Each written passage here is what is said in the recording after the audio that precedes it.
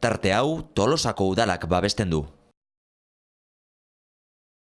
Arratsalde on denori, gaur bai da oporra gaurreko azkeneko plenoa, ez? Bai. Danak gaude, Lore Agirrek ezin du etorri, beraz Begoña nahi duzunean hasi egingo gera. Bale. Kaixo, arratsaldeon. Aurreneko puntua da ondorengo akta onartzea. 2018ko ekainaren 28ko ohiko osoko bilkurako akta onartzea. Ados zaudete? Bai? Orduan, aho batez, onartu da. Bigarrena, udal langileen zein erabateko dedikazioarekin edo dedikazio partzialarekin aritzen diren korporazioko kideen ordainsarien igoera onartzea. Bai, bueno, diktaminean azaltzen da bezala, uztailaren lauean argitaratu ziren 2018 urterako estatuko aurrekontu orokorrak, hauek arautzen dute sektore publikoan aritzen diren personalaren ordainsariak eta bertan ze baldintzakin aplikatu behar diren, ez? Aplikagarriak dira baita ere Tolosako udalean, Jurramendi erakunde autonomoan, Tolargin, Erretengiberen eta Tolosa Lantzen.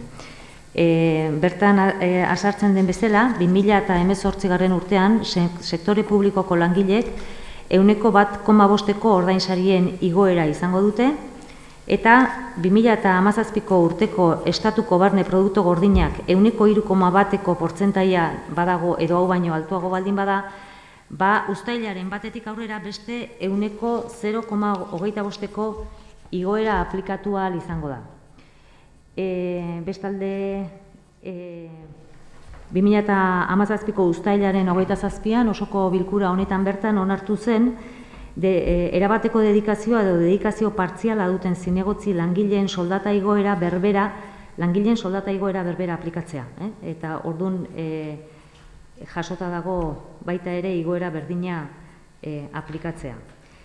Udalbatzak du eskuduntza gai hau onartzeko, personal batzordetik onartu ondorenean egintzen bezala, eta diktamen hori da orain onartuko duguna.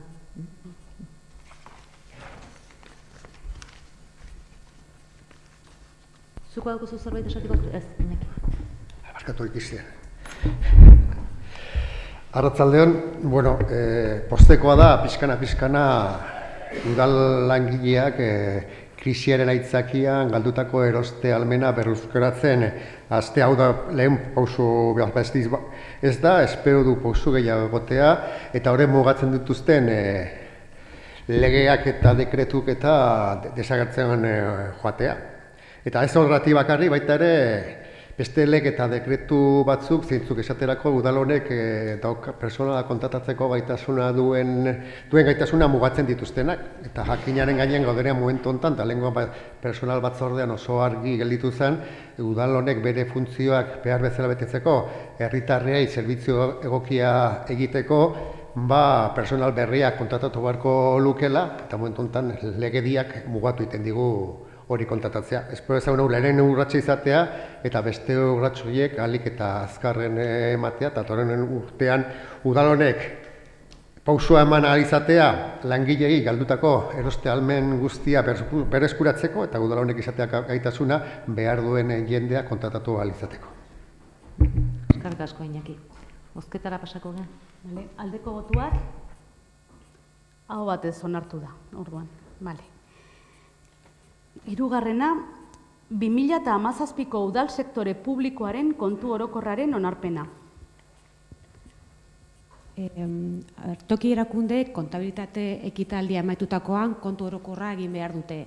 Kasu honetan, Tolosako kasuan, kontu orokorra osatzen duten entitateak hauek dira. Udala, Jurramendi Egoitza, Erretengibel S.A., Tolargi S.L., Tolosa Lantzen S.A., Tolosa Gaza S.A. eta Tolosa Lotzen S.A. Dokumentu batzuk egon behar dira kontu orokorretan, hauek dira goraren balantzea, galera eta erabazien kontua, memoria eta finantza taula eta zorraren egoera. Kasu honetan, aipatzekoa da 2012 urtetik onaino urtero gutxi gora bera 1 milioi bat amortizatzen ari garela, eta horrek esan nahi du gure zor bizia mugatik, jarritako mugatik oso urrun dagoela. Beste aldetik, patrimonialki egoera oso ona da, eta galera eta irabazien kontuan esan dezakegu gure egoera egonkorra dela. Printzipioz kontu batzorde bereziaren onartu zen, gero 15 eguneko epea egon da jende aurrean, ez da egon inongo alegazioarik, eta orain onartu behar da, gero Tribunal Vasco de Cuentas bidaltzeko kontu orokor hau.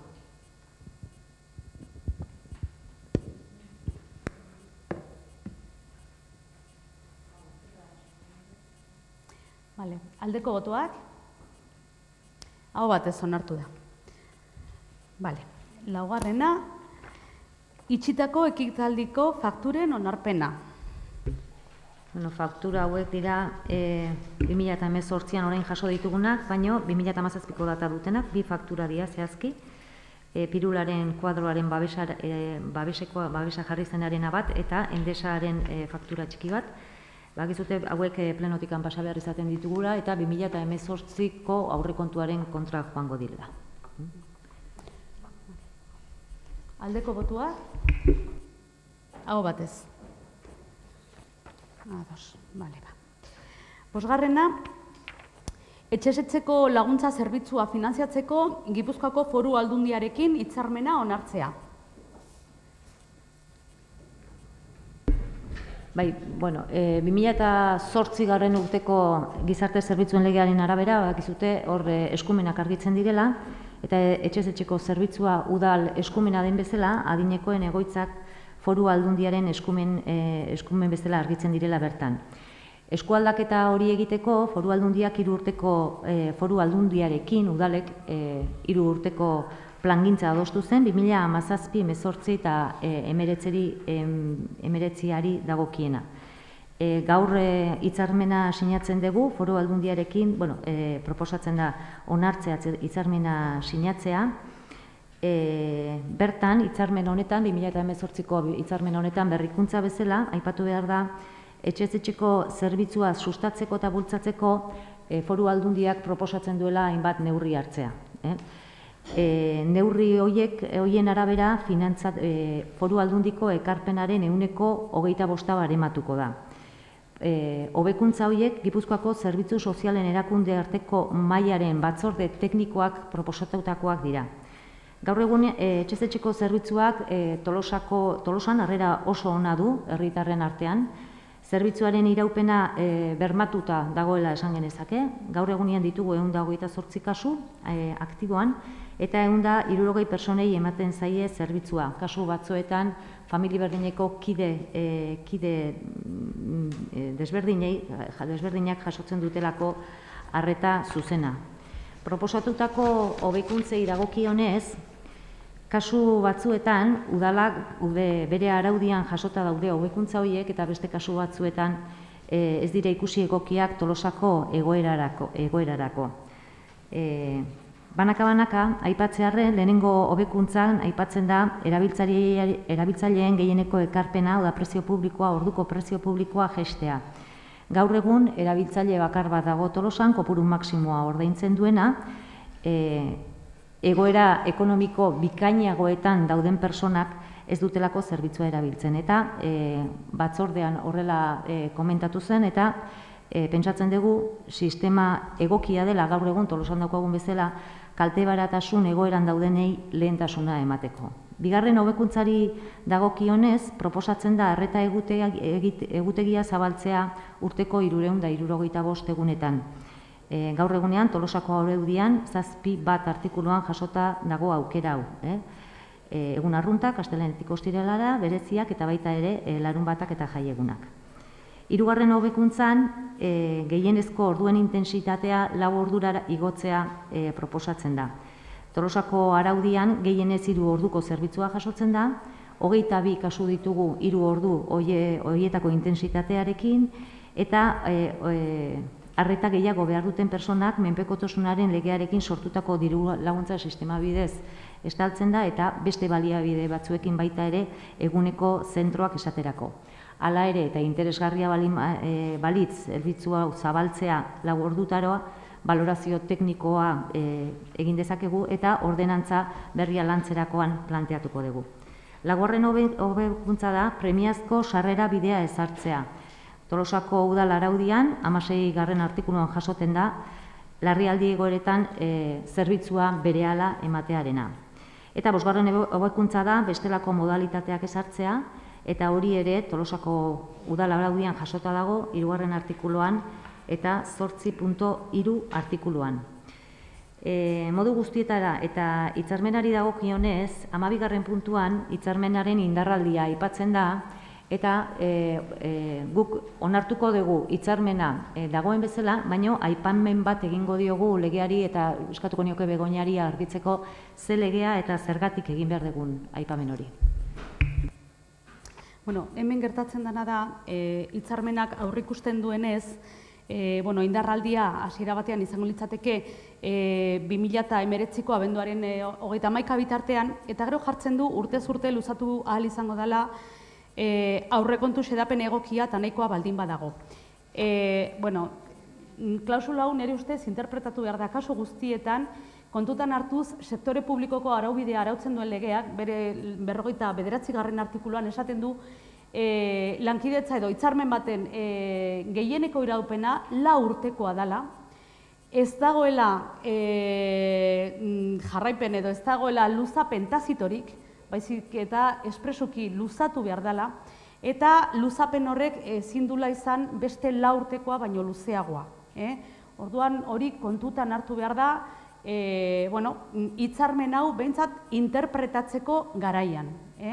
Hori alde batetik. Gero beste alde batetik, pentsatzen dut hau ez dela kasua izango, baina kontutan hartu behar da baitere, aipatu dudan legea, 40/2015 legeak bere 53. artikuluak xedatzen duela baitere 600.000 euro gainditzen duten hitzarmenak bidali behar direla euskal kontuen epaitegira. Pentsatzen dut hau ez dela izango, baina hori baita ere zuen jakinen gainean jartzen dizuet. Orduan, hemen behintzat ematen dudana da hitzarmen hau interpretatzeko irizpidea.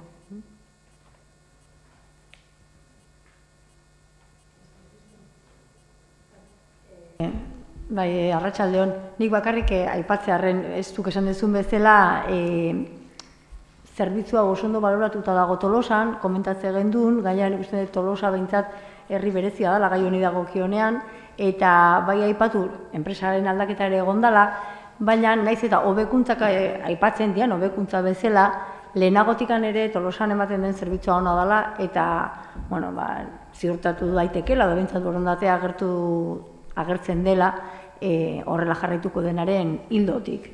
Esan nahi dut, hitzarmen berri bada, urtebeterako da, baina ez duela berez aldatzen behintzat okerrera. Hori, guraldetikan hori azpimarratu. Bale, orduan, matizazio horrekin, hori jungo litzateke ziurtapenean, matizazio horrekin aldeko botuak, aho batez, onartu da. Bale. Bueno, 6. puntua, 2018ko diru laguntzen eranskinaren aldaketaren onarpena. Kaixo, horren abarkatu daukan edo ez dudan hautxagatik. Horrengoa, hemen kasuntan, ogasun batzordean egin genuen izan zen azaldu urrengo proposamena elkarte desberdinen diru laguntza kasuntan izenduna izateko, batzorde desberdinetan aipatu intzian eta xehetasun handiekin azaldu zen zergatik, eta guk egiten deun edo batzorde honetara ekartzen deun proposamena horrengo izango zen Caritas elkarteari 2.950 euro, Arizpe elkarteari 6.500, Iturritza elkarteari 6.100, Bikarte elkartea hau da urten lehenengo aldiz eskatzen duna, eta da Errusiatik eta Bielorrusiatik etotzeian numen gure familien artean egoteko 893 eurokoa, TAC elkarteari 20.000 eurokoa, Tolosa Klub de Futbolari 1.000 eurokoa, eta Euskal Fondoari 7.325 euro, Guatemalan 2 proiektu garatzeko.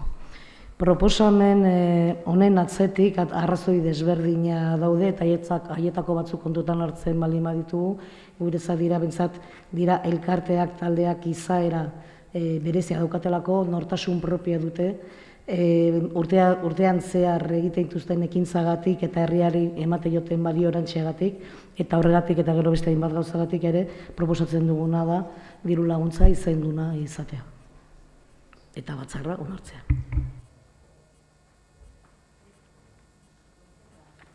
Vale, aldeko botuak? Hau batez. Zazpigarrena, 2018/8 kreditu aldaketarako kreditu gehigarria espedientearen onarpena.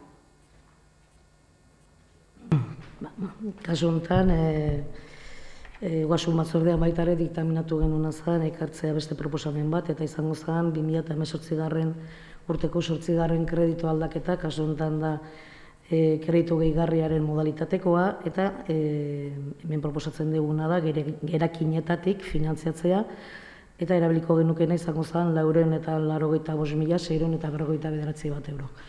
Haien artean, behar baldin bada igual ogasun batzordean zehaztu, igual askoz gehiago zehaztu genuen, baina bentsat idei bat egiteko, proposatzen duguna da asfaltatzeko obra batzuk egiteko partida berri bat sortzea, 425.000 eurokoa.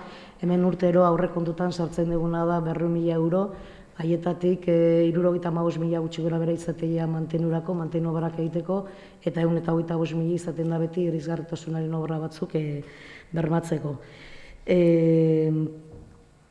Kasu honetan ikusita mantenu obrak direla kalen asfaltatzeko honen zati batzuk bakarrik asfaltatzea eta ez kale osoa, ikusten genuen zen zeudela beste kale batzuk behartzuten zen kale osotasunean asfaltatzea, hori inbertsio bat bezala aurre ikusten da eta horretarako proposatzen genuen zen 425.000 jartzea. Eta hemen egingo genukeena, zen ez dut aipatuz izango zian kaleak, San Esteban, Orrondia kalea, Andamari kalea bere osotasunean eta San Blaseko bidea. Horrez aparte baita ere, kreditu gehigarri honen barrun behar baldin bada baita ere aipatzeko izango zen, izapideen liburua edo eskuliburua garatzeko eta baita ere udate antolaketarako behar izan dugu kanpoko laguntza horrea egiteko, eta horretarako 18.500 euro behar ditugu takentzat, lehen aipatu dugun ere diru laguntza izendunarako 8.000 euro. Ingurumen departamentutik baita ere eduki dugu eskaera bat 18.000 eurokoa nahi dutena da Tolosako auzoak sustatu eta zagurazteko ez bakarri beraien paisaiagatik edo gastronomiagatik baizik nahi dutena da azterketa bat eskatu auzoak bere nortasun propioa baita ere daukatelako turismo aktibo batekin lotu. Beste partida bat baita ere jarri deguna da 150.000 euro jarri beharriko ditugu soldataren igoerari aurre egiteko, eta gero beste diru batzuk horra saltzea banatu zaigun edo banatu izan dugun dokumentazioen artean, eta izaten da leheno adibidez 4. puntuan ekitaliko fakturaren itxieran egiten duna da 2018 urteko aurrekontuaren kontra joanez 2017 urteko faktura batzuk egiten duguna orain da pixkat partida horiek osatu aurre egiteko 2018 urtea. Eta lehen hemen esan dugun bezala leheno aipatu izan dudan bezala inbertsio guztiak finantzatuko zian gerakinetatik.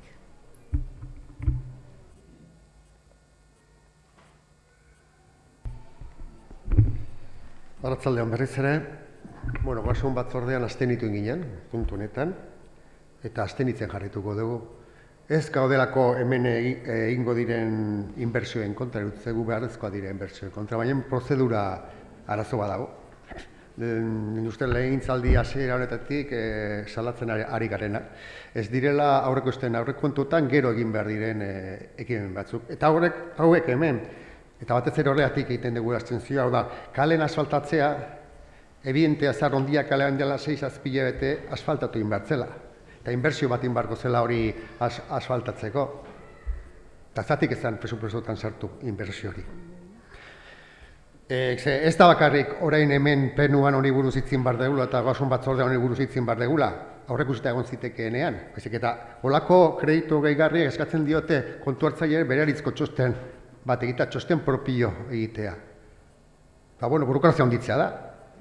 Eta pasabar du kontu hartzaileak olako txostenak egiten aurreikusi ez diren kreditu gehigarri batzuk justifikatzeko, aurreikusteko modukoa zirenean. Eta badakit hori hemen partida bakarra dela, besteak ez ziren aurreikusteko modukoak. Baina estilo horrek, holako gozetara ekartzen du, eta ez da egokia gure irudiz, terutzen prozedura ez dela egokia, egingo genukela aurrekontuan ahalik eta zehaztu daitekena, eta kasunetan asfaltatzea rondiak alaren eta besteen asfaltatzea oso errez ikusi ziteken joan den urteko abenduan, eta horregatik ez dugu kreditu gehiago hori, nahiz eta kontra ez dugu egingo, ze ikusten dugu obora horiek beharrezkoa direla, baina gauzak ikuste beste modu batea egin beharko lirateke. Kudeaketa estiloa dira, eta gu ez gaude kudeaketa estilo honen alde. Nik gogorarazi nahi dut Iñaki asfaltoaren partida berdina onartzen dela aurrekontu guztietan, legealdi honetan eta baita aurreko legealdian ere. Baina hortaz aparte, iruditzen zait, lelo berdinarekin izatela behin da berriz legealdia hasieratik zu behin ondo esan duzun bezala, olako sensazio bat transmititu nahian, ez? Improvisazioaren sensazio bat transmititu nahian, ez? Eta ez da egia. Ez da egia gobernu talde honek improvisazioz jokatzen duena. Plangintza bat dago, hauteskundeetara legealdiko plangintza batekin aurkeztu ginen. Udalean eta herritarrekin batera 2017-2027 Tolosako plangintza partekatua osatu da legealdi honetan, urtez urteko ekimen eta proiektuak ere herritarrekin kontrastatuz. Beraz, plangintza badago, 10 urterako helburuekin eta urtez urteko egutegi konkretuekin. Hortik aurrera, udalak erraminta ezberdinak ditu plangintza horri estaldura ekonomikoa emateko, behin eta berriz adierazi dugun bezala, ez? Dela aurrekontua edo kreditu aldaketa ezberdinak. Aurrekontua ez da udalaren urtengo plangintza osoa.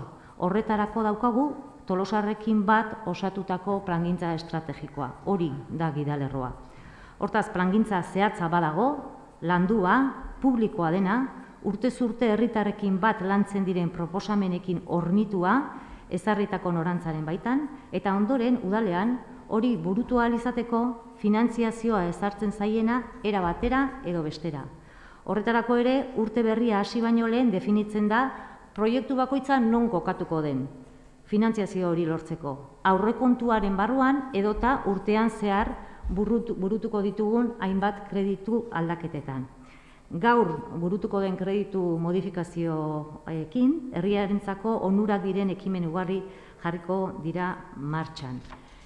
Gehiago, nik uste kreditu aldaketak azpimarratu nahi dut, berriz, udal finantza sistemaren erraminta bat dela, eta ez erabiltzeak suposatzen duela berriz, guretzako, plangintza falta bat eta erronka berriei aurre egiteko ganora gabekeria. Ez, nik esan dutena da, berriz errepikatu esaldia. Udal finantza sistemaren erraminta bat da kreditu aldaketa. Ez da plangintza ez darena. Aldiz, ez erabiltzeak, erraminta hori ez erabiltzeak, bai da plangintza falta baten isla da. Cristian. Iñaki. Bi kontutxo, ados nago, erabat ados gaude, kreditu aldaketa badirela kudeaketarako erraminta bat, eta erabili behar dela erraminta hori beharrezko denean. Gure kezka da erabiltzen ari dela beharrezkoa ez denean eta aurrekusi zitzezkeen gauzak ez direnean aurrekusi egiteko. Arrazoi dizu, aurreko legegintzaldian ere asfaltatzeko partida bat zegoen, baina diferentzia handi batekin olatz. Aurreko legegintzaldian eta honetan ere dago beste partida zen mantendurako, eta gu hemen inbertsio ez ari egizketan. Hemen sortu da asfaltatzeko inbertsio partida berri bat aurreko ikusi zitekeena 2017ko abenduan gure aurtengo aurrekontuak udal batzonek onartu zituenean. Ez azken puntu hori argitzeko baita ere, aipatu du Begoñak, baina kale osoa asfaltatzen denen inbertsio bada, eta beste kale osoa ez danen asfaltatzen mantenu lana da. Begoñak aipatu ditu inbertsioak zein diran, mantenu lanak dira Sagardotegiko bidea, Uzkitzeko Sagardotegiko bidea, Pedro Tolosa, Bentaundi, Jurre Eroski aurrean, Iparragirre, Donosti Etorbidea, Bizkai kalea eta San Frantzisko kalea, eta aldaketa bakarra da, ez dela kale osoa aiten, baizik eta konponketa badala, hori da, xehetasuna. Bozketara pasako genuke. Aldeko botuak. Aurkako botuak. Abstentzioak.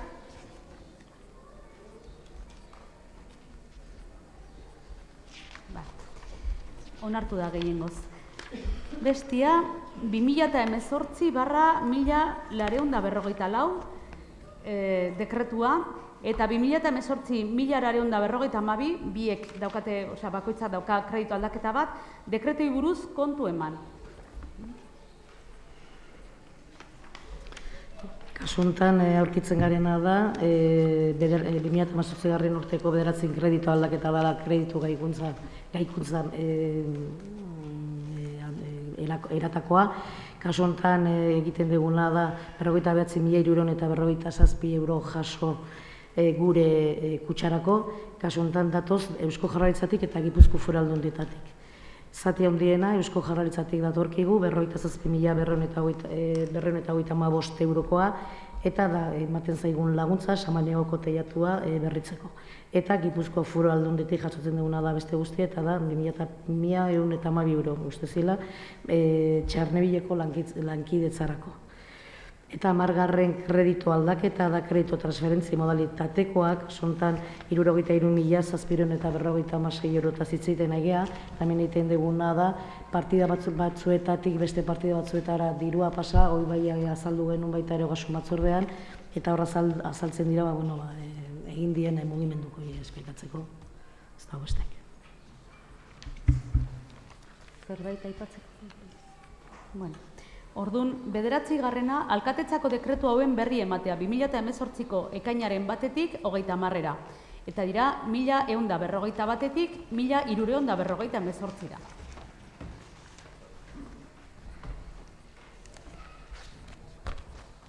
Eta azkena ja, galderak eta erregoak. Kristian, zuek zerbait? Ez. Bueno, ni bai aipatu nahi dut zerbait, eta da, eskualdeko emakumeen traineruak errenteriko bandera ekarri duela onuntza, orduan zorionak hemendik. Baina kirolaren mundulari ikusita eta kirolaren munduari begira gaina aipatzeko dauzkan kirolari guztiak kasualidadez, ez da beti horrela izaten, baina gaurkoan bai, danak emakumeak dira. Gauza handiak egiten ari direlako, ez? Maria Lasa adibidez, udaberrian 800 metrotan Espainiako txapelketa lortu zuen pista estalian eta orain 20 urtez azpiko munduko atletismo txapelketan hartu du parte Finlandian. Tolosa Klub de Futboleko hirurarra da Maria. Paula de Juan ere atletismoko Espainiako txapelketan, absolutuetan, 4. izan da 200 metro esietan. Ane Iturria mendiko lasterketa batzuk irabazi ondoren, azkenekoa Etxo herrian, estatuko selekzioarekin abuztuan Italian egingo den juvenil mailako munduko txapelketan parte hartzeko hautatua izan da Alpino Uzturre elkarteko korrikalaria. Irene Caminos, trial kirolan ibiltzen dana, Espainiako trial txapelketan, Guadalajaran urrezko domina eskuratu zuen ekainaren bukaeran, txapelketa irabazten duen 2. aldia izanik. Eta Europako trial txapelketan Suitzan lehiatu da Espainiako selekzioarekin eta 4. postua eskuratu du. 3. izateko puntu bakarrera gainera. Eta Irati Lakuntza, Ega Txigerik eta Serbian, estatuko selekzioarekin aritu da pasaden astean munduko txapelketan eta bertan Espainiako 2 rekorrak erdietxe ditu, 200 metro eskafandran eta urgaineko 200 metroko frogan. Bueno, herri honetan hainbat eta hainbat kirolarik daukaten maila izugarria da, aber heltze zaien gure berotasun guztia eta gure zorionik handiena. Ondo pasa oporrak eta asko disfrutatu eta irailean etorri danak indar berrituta. Mila esker den hori. Tarte hau Tolosako udalak babestu du.